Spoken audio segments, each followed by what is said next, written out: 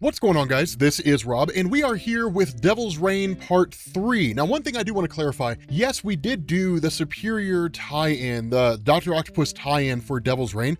Technically, that one comes after number 3. And so what we'll do in the Devil's Reign playlist is we'll order it in the chronological order, and so we'll adjust it so that it's issues 1, 2, and 3, and then you start going into the tie-ins. There is also a tie-in for the X-Men, but literally nothing happens. Like, I don't even know why that tie-in exists. I think it's a 3-part series, but the first issue is basically Wilson Fisk trying to get rid of a tree that exists out there in like one of the parks because it's a portal to Krakoa, and like ultimately the X-Men have the tree declared is like basically give it like political asylum so that it can't be removed, and then like that's it. Like nothing happens. There's no fighting, no nothing. It's just it's kind of pointless. So what this does here is this one initially picks up with Ben Reilly. Now remember, Ben Reilly is the current Spider-Man. Peter Parker is currently out of commission, so Ben Reilly basically took over his place. And of course, the police are being none too kind to Ben Reilly. I mean, obviously this is police brutality, but it's only really police brutality if somebody's willing to do something about it. Otherwise, it's just cops being dicks is really all it is. And so Ben Reilly, the funny thing about this is like, he doesn't really care, right? Like the cops are literally just like beating him up. I mean, he's all bruised and smashed. Like they smash his face into a table and they're like, "What's your name?" And he was like, he's like, "Johnny Spider. Johnny Spider's my name."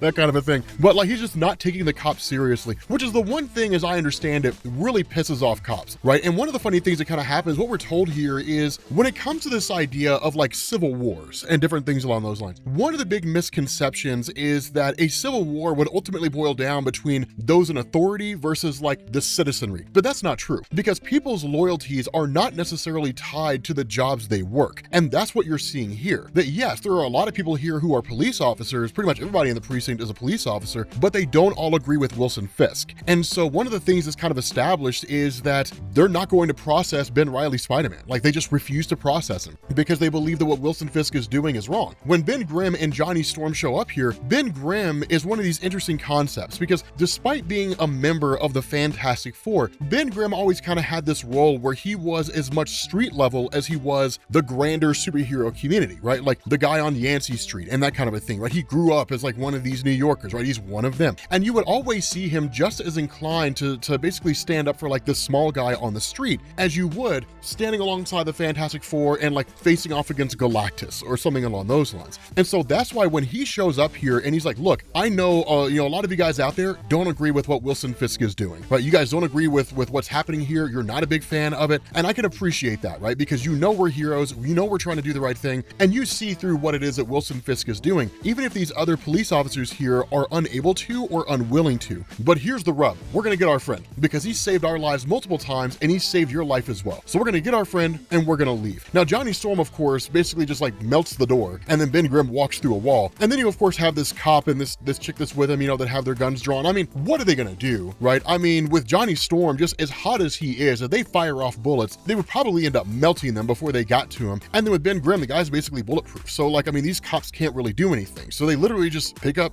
Ben Reilly and just leave, right? Because what are these cops gonna do? And so at that point, you switch over to Luke Cage. Now, again, I still say one of the biggest problems that I have with Devil's Reign right now is they skipped the Luke Cage tie-in. I would love to have seen what the Luke Cage tie-in was about, because what you're getting here is basically the follow-up to the last video that we did on the main Devil's Reign event, which is Luke Cage running for mayor. Because it's one of these things where in a lot of ways, their hands are tied. I mean, could they kidnap Wilson Fisk and then just like fly him into the sun and like that's the end of Wilson Fisk, right? He just disappears and nobody knows where he went? Sure. But if they killed him, they'd make him a martyr. And what that would do is it would basically verify his cause. The best way to defeat Wilson Fisk is to get the people on your side, right? The best way to do that is not to like force the citizenry into following your orders. It's to give them a reason to basically ignore anybody who demonizes your dictatorship, but basically giving people a reason to rally under you as opposed to opposing you. And so Luke Cage plays this game pretty well insofar as saying, like, you guys know who Wilson Fisk is, right? I mean, yes, like you guys elected him as mayor because he made a bunch of grand promises and he saved you guys during the whole Secret Empire event and all that kind of stuff. But behind all of that, you know who Wilson Fisk is. You know who's the kingpin of crime. You know he's got his hands in virtually everything. And you know this law is unjust. You know this law is a problem. So I, as Luke Cage, am running basically against Wilson Fisk as mayor. Now, what this does is it puts Luke Cage in a fantastic fantastic position because it basically makes him untouchable. The reason why is because if, for example, Luke Cage were to be found beaten up or assaulted, then at that point it's a felony, right? You literally have a politician that is basically trying to force another politician out of the picture using physical violence. That would land Wilson Fisk in prison for the rest of his life. And so Luke Cage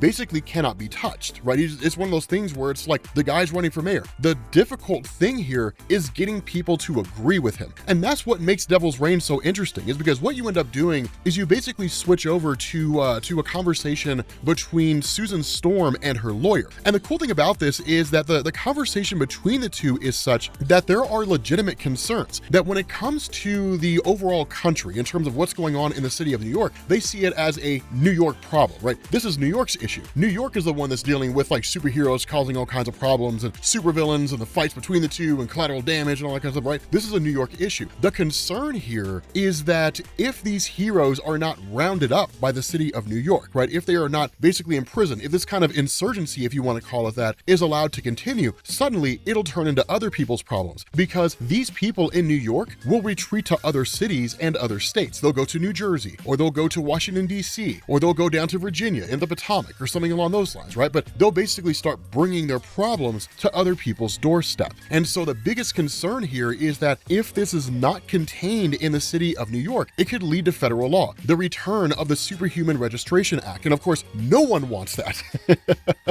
Because even then, with the Superhuman Registration Act, as it was initially done, Tony Stark was able to curtail the most extreme versions of the Superhuman Registration Act. But in this instance, because of what's going on, because of how dangerous more recent events have been, that the result would be the Superhuman Registration Act wouldn't really be able to be curtailed by someone like Tony Stark, and ultimately, it would be the worst possible scenario for the superhero community. And so because of that, the whole thing is we have to basically find a way to keep this contained. Luke Cage is running for mayor, and in all honesty, he stands the best possible chance of being able to end all of this. Following that, you switch over to Zebediah Kilgrave. Now remember, one of the things that had happened here is that the psychic prism essentially allows Wilson Fisk to harness the powers of Zebediah Kilgrave and to use them. And that's one of the things that seems to be going on here. More so than that, what's funny is there's a conversation that goes on between the two, where Wilson Fisk kind of talks about how he's doing this to become mayor and all that kind of stuff. And Kilgrave, having been around the block more than a few times, is like, no, you're full of crap, Wilson Fisk. Like, this is not about you becoming mayor or anything along those lines. This is all based on a petty grudge.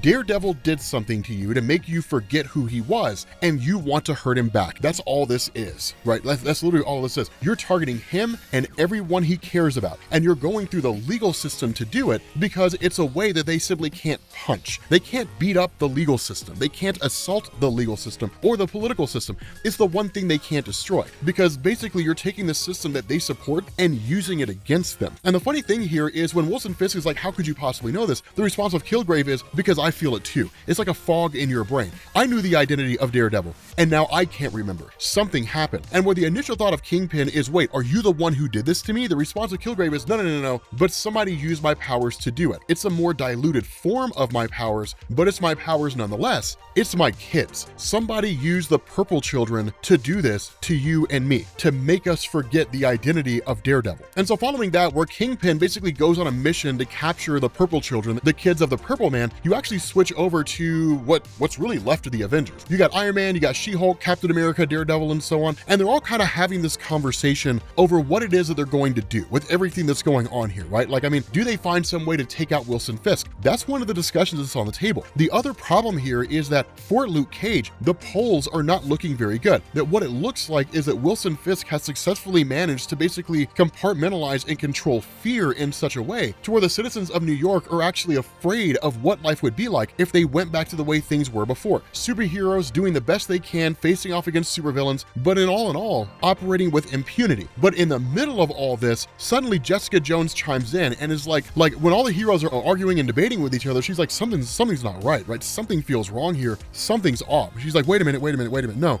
this is the Purple Man. This is the power of the Purple Man. And when the question's asked, like, no, like, you know, how do do you know that? I mean, one, when Jessica Jones comes along and says the Purple Man's involved, you don't really argue, right? I mean, her history is directly intertwined with Zebediah Kilgrave. No one knows Kilgrave better than Jessica Jones does, but she also understands the nature of his powers and how it feels to be influenced by his powers. And she's like, it's subtle. I can feel it, but it's subtle. The whole city hasn't descended into madness, but Fisk is somehow or another using the powers of the Purple Man to influence people, not control them, right? It'd be different if he was like, I'm gonna use my powers and everyone's gonna go to the polls and vote for me, versus using powers to influence fear. It's subtle and it's small, and it's a genius stroke. And that's when Daredevil steps in and says, yes, like this has to be Wilson Fisk. Captain America's a little uncertain, right? Steve Rogers is like, I mean, okay, look, we can go in and try to take out Wilson Fisk, but here's the problem. If we're wrong, right? If we are wrong here, the whole thing will blow up in our face. We'll be the bad guys, right? We'll be vilified. Any support that we have in the public will be gone. And at the end of the day, what we're doing requires public support. Our ability to function as superheroes lives and dies based on whether or not the general public supports us. If we attack the mayor of New York, who is out there right now telling the public that we are dangerous, and it turns out that we're wrong, that he has nothing to do with Purple Man and none of this is the case, it's game over. That's the end of it. But the idea of Daredevil remaining steadfast is no, it is Wilson Fisk. And notice this, one of the things that kind of goes on here is like, we got to take him out, right? Like we have to basically take this guy out. We're going to remove him from office. And when the question's asked, like, are we really entertaining the idea of killing Wilson Fisk or like disappearing him or something like that? The response of Daredevil is, that's how it is when you're an anti-hero, right?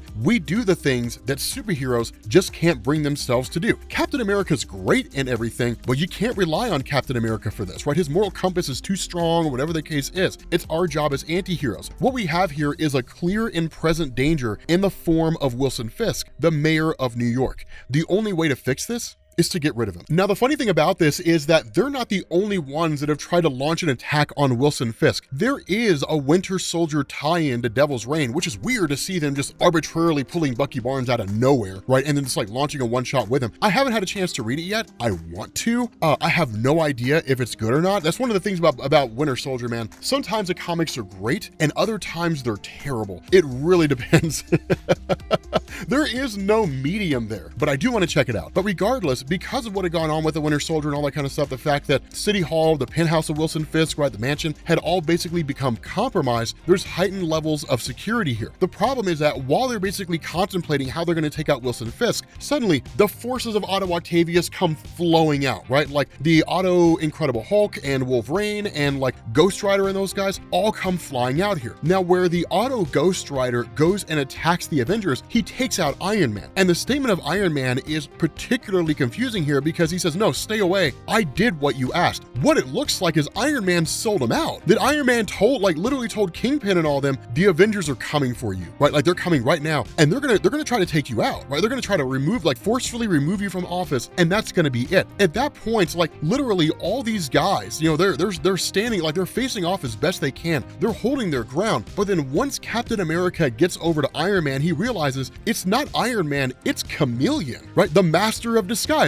What a genius writing stroke, right? Chameleon was masquerading as Iron Man and then basically set a trap. Once Captain America realizes what's going on, he was like, Avengers, fall back and like, get out of here, right? We have to go because we're gonna die here. Like if we stay here, they will kill us, because what this is, by all standards of measurement, is an assassination attempt of a political official. That's how it's going to look. That's how it's going to be depicted. The Avengers tried to forcibly remove and or assassinate a political official. And so they're just like, we can't be here. Like we can't stay here. Now, of course, it's one of those things where Daredevil's like, no, we can't let him get away. But in the end, it's just like, no, we have to go. And so what you end up doing is switching over to Foggy Nelson, right? He's the attorney for Luke Cage, the one that's basically representing Luke Cage as far as his desire to become mayor and so on and so forth. Once he gets to the office, he makes a kind of offhanded remark of like, yeah, man, I really should have gone home. And there's a couple people in the office who are like, yeah, you really should have. Here's the problem. You and that lady lawyer you have, you're loud. And our boss doesn't like loud people. So our boss has decided you're better off not being able to speak. In effect,